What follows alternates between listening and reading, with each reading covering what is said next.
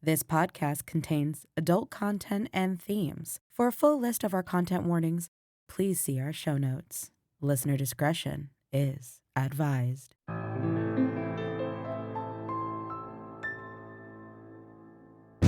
When the fears have taken their toll, when the demons have got out control, when the shadows just won't leave you alone, I'll be there.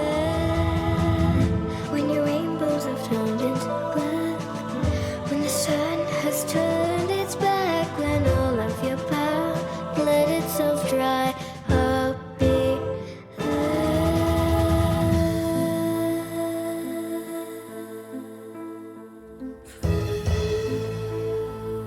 Welcome, my dear traveler, to the Morbid Forest.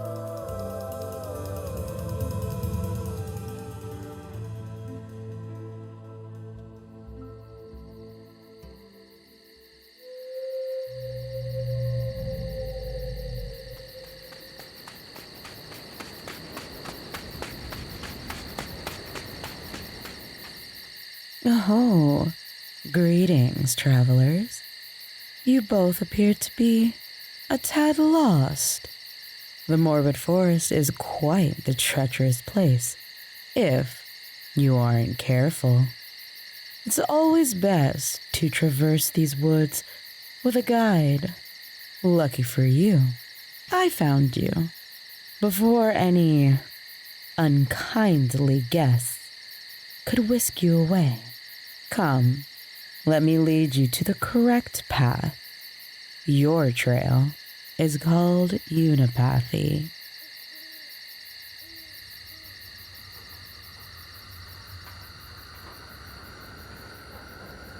Dorian, eyes wide and staring, lay awake in his tiny cot. He stared out the crude window of his reed hut into the darkness of the jungle. If it wasn't for the brightness of the full moon and stars, he was sure he wouldn't be able to see anything but blackness. The silhouette of jagged trees and thick vines was cast against the night sky. Their shadows crept over the ground, like long fingers reaching out to him. Every so often, he could hear the scrape of a branch against the cranky tin roof and the call of some bird or animal in the night. Even though the incessant buzz of insects that had so irritated him earlier had gone from a symphony to a murmur, he could still barely close his eyes. He wasn't sure if it was his excitement, the humidity, or Gregory's sudden onset of anxiety that was keeping him awake. Gregory was probably wide awake as well. Dorian pondered, his head filled with paranoid thoughts. Through the night, Dorian could hear Gregory's tossing and turning through the thin reed divider that separated the huts. He couldn't understand why Gregory was acting so strange, so hesitant. This was supposed to be the trip of a lifetime, the ultimate outdoor experience, an unforgettable trip to the remote Amazon basin, away from civilization where they could experience the true rawness of nature. But ever since they stepped foot in camp, Gregory had become a panicky mess. Gregory was supposed to be the experienced one, or well, the one who knew more about the jungle than Dorian anyway. And now, all Gregory wanted to do was leave. Dorian barely convinced him to stay the night. We can't just leave, Gregory, Dorian said. He poked the fire with a twig, careful to watch the few stray embers that flicked by. We walked for almost 2 hours to get here and the sun's already set. We'll never find a new place to camp by then. Gregory shot Dorian a bug-eyed look. He sat huddled at the other end of the fire, staring into it. You saw how the guide acted. He practically ran down the trail. He didn't even want to set foot in this place. And what the hell was that thing he said about the dark? Is that what's been bothering you? They probably tell that to everyone. No one wants tourists wandering around here at night and getting lost. Well, they don't usually turn and run out of the camp either. Gregory added. His eyes shot to the side, staring into the jungle. He rubbed the back of his neck. This place? Dorian? I don't like it. There's something wrong here. There's nothing wrong here, Gregory. It's probably just an animal or something. Dorian sighed. He suddenly cocked his head to the side. Are you getting one of your gut feelings again? Gregory glared back at him. Make fun of me all you want, but I'm not staying here. I'm not. Dorian grumbled. Gregory, we can't just leave. Where the hell would we camp? We can't just leave in the middle of the night. Gregory shot Dorian a glare, but didn't answer. He stared into the fire like he was hypnotized by it. Dorian could swear he could hear him mutter to himself. That's what he did for most of the night. Sit and stare into the fire. He barely ate and barely spoke, except for muttering to himself and jumping at every single noise he heard. He shambled to the hut like a zombie and was probably still there, wide awake, just like Dorian. Dorian turned in his cot again. He swatted at a mosquito droning in his ear. So many damned bugs, he thought. More mosquitoes he had ever seen in his life, and the spray didn't help one bit. He closed his eyes. Maybe if he just ignored it, he could finally get some sleep. He needed for tomorrow's hike. They weren't on a trip all the way out here for nothing. He'd at least like to experience the Amazon, and if he was lucky, maybe Gregory would finally be calm enough to even join him. As Dorian lay there trying to drift off to sleep, the jungle around him grew silent. Not a gradual silence, a calm one that might lull you into sleep, like the one right before you fade into a deep sleep, but a sudden one where you can't help but feel uneasy. Hello? A voice whispered from outside. Dorian's eyes shot open. His ears prickled against the silence, trying to confirm what he just heard. It must have been a dream, right? Just something you might hear right before you fall asleep. Dorian closed his eyes again, trying again to fall asleep. Hello? Is anyone there? It repeated. Dorian sat up straight now, confused, alert, and wide awake now. He squinted, straining his eyes against the dark. It wasn't a dream or a hallucination, he was sure of it now. It was a voice, a person's voice, right outside, yet he couldn't see a thing through the window. He jerked his head towards the reed divider in the room, to Gregory's side of the hut. Gregory? Dorian whispered. Did you hear that? Silence.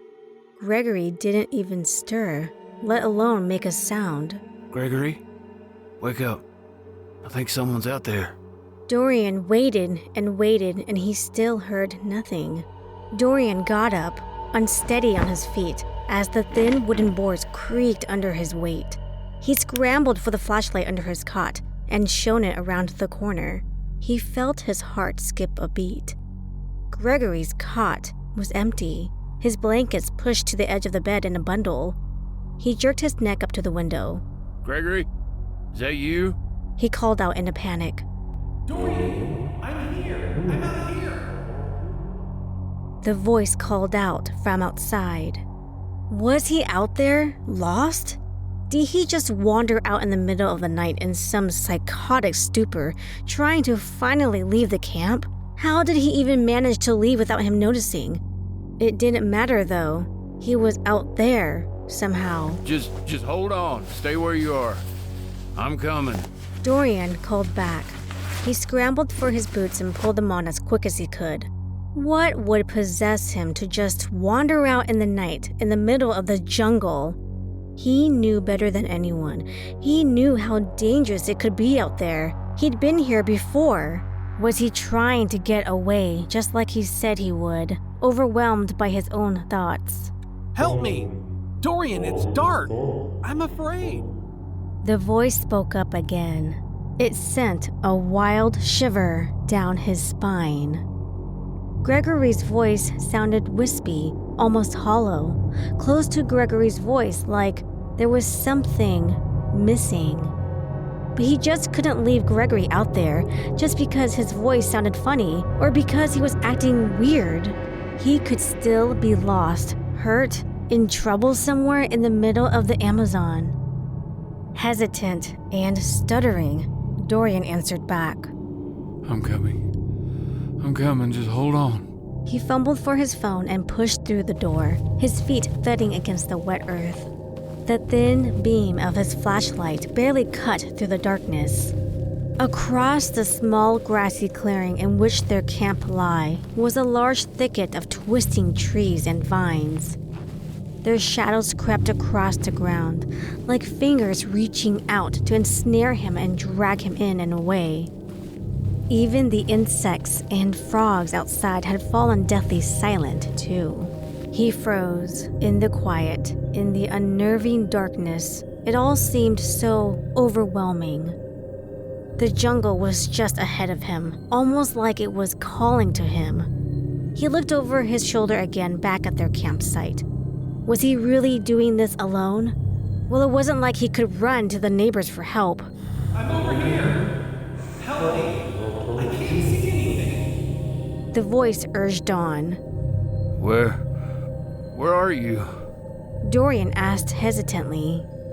The voice seemed to drift through the trees and past him right into his ear. Over here. Just follow my voice.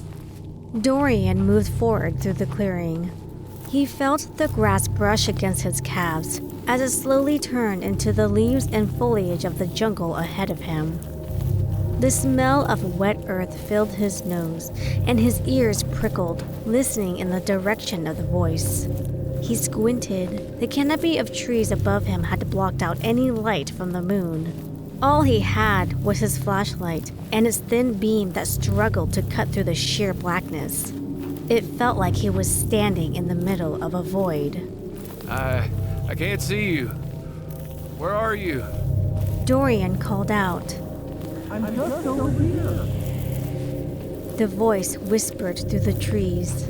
He pushed ahead in the direction it was calling from, stumbling over clods of dirt and feeling the squelch of wet earth under his boots. Every time he thought about turning back, or even looking over his shoulder, the voice urged him further. And every time the voice seemed to grow closer, the camp behind him grew smaller. Every time it would reply with a, Over here. Just a bit further. or, Hurry. I'm here. Right here. just to urge him on. And every time he heard that voice speak, it would make him shudder. He didn't know why, but after a while, it just seemed to turn into a hollow whisper in his ears. But what bothered him the most was the almost absolute silence that surrounded him. There were no insects, no frogs, no animals, just nothing. It was just him and the squelch of mud and dirt under his feet. Before Dorian could find himself, his feet were aching. He was sweaty, covered in bug bites, and exhausted. He'd been wandering for what felt like over an hour, and still he couldn't see any sign of Gregory. Finally, he stopped.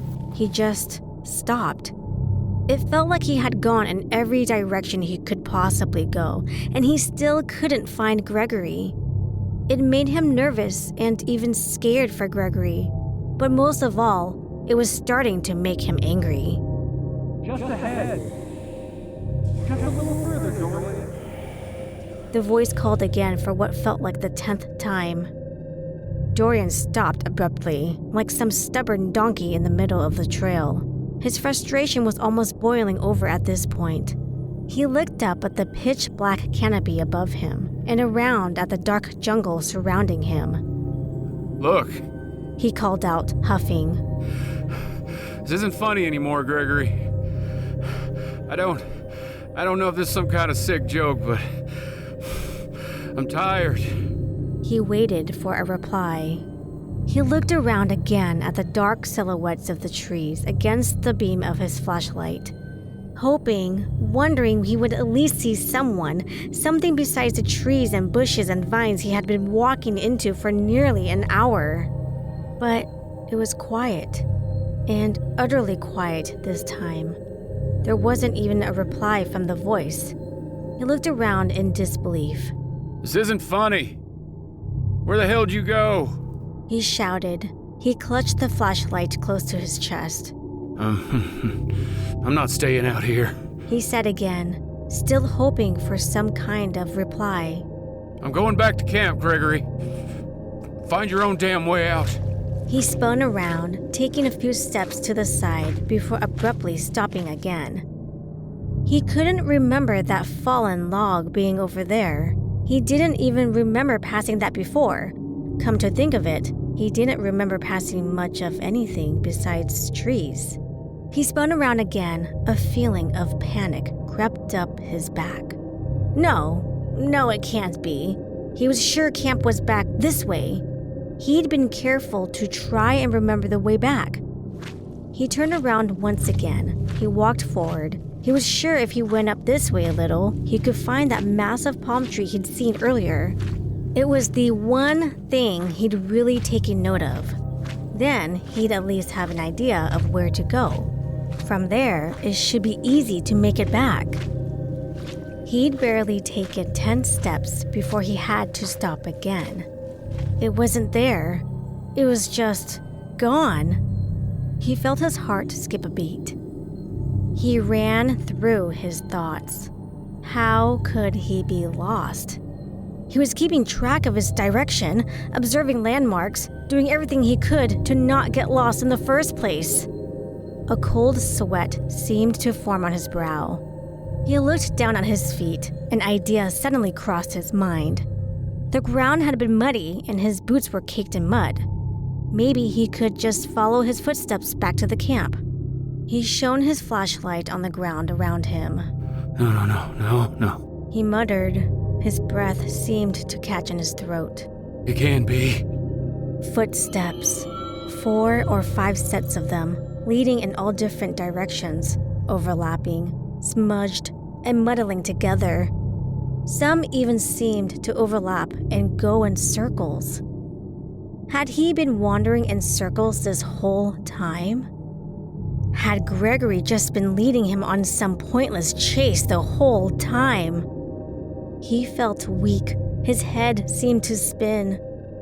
He was lost. Absolutely, incredibly lost in the middle of the Amazon, and Gregory had led him this way. He'd put Dorian in this situation, and now, he just disappeared. Did he just call Dorian out here as some sick joke?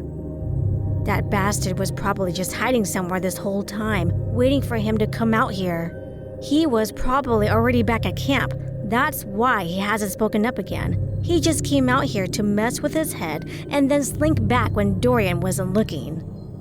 Hey! He shouted. His voice cut through the eerie silence. What the hell, Gregory? Where did you go? You think this is some kind of sick joke, huh? You better get your ass back here. You better come get me. This is all your fault.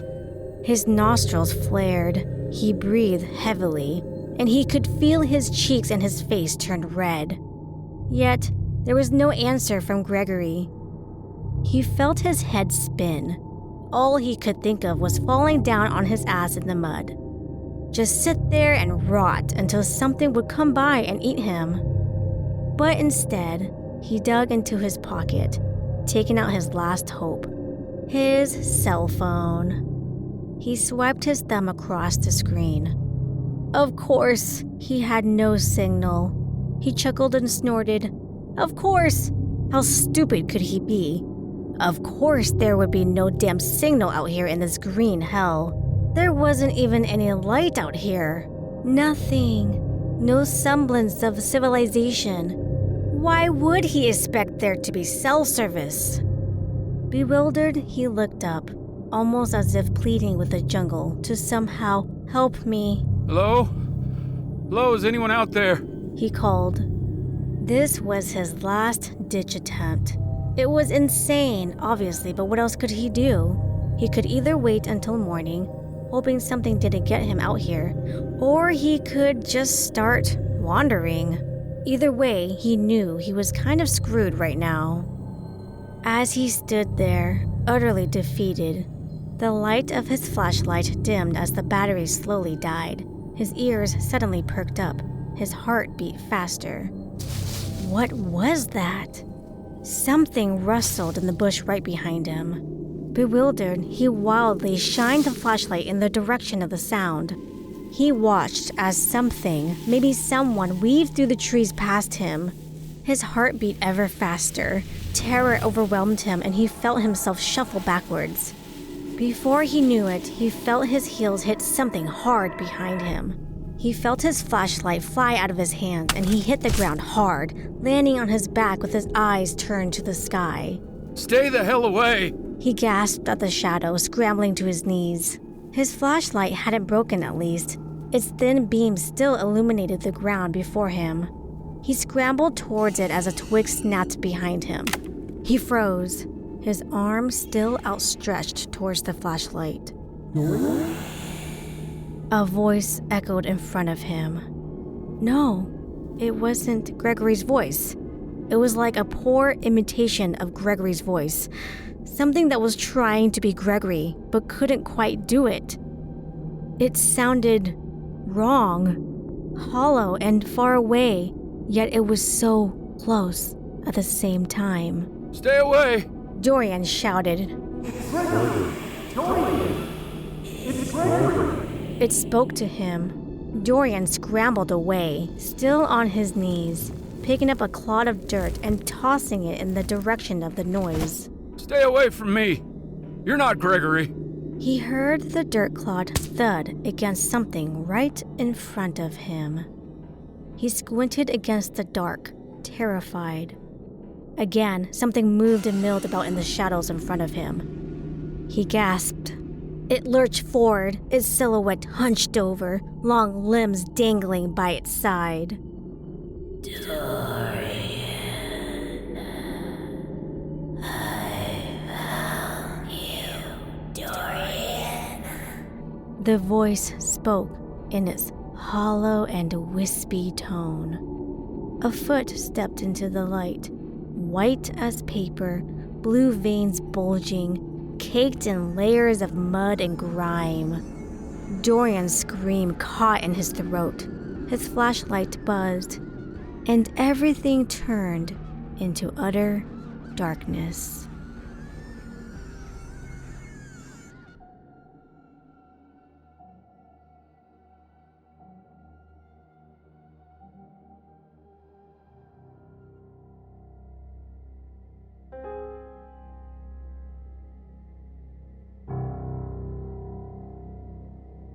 This has been a Morbid Forest production, and on this week's episode you've heard Unipathy, written by Ashley Prince, with narration by Cathy Tran as your narrator, David Kurze as Dorian, Ron Hyatt as Gregory, and Kyle Bone and Naomi Richards as the monster.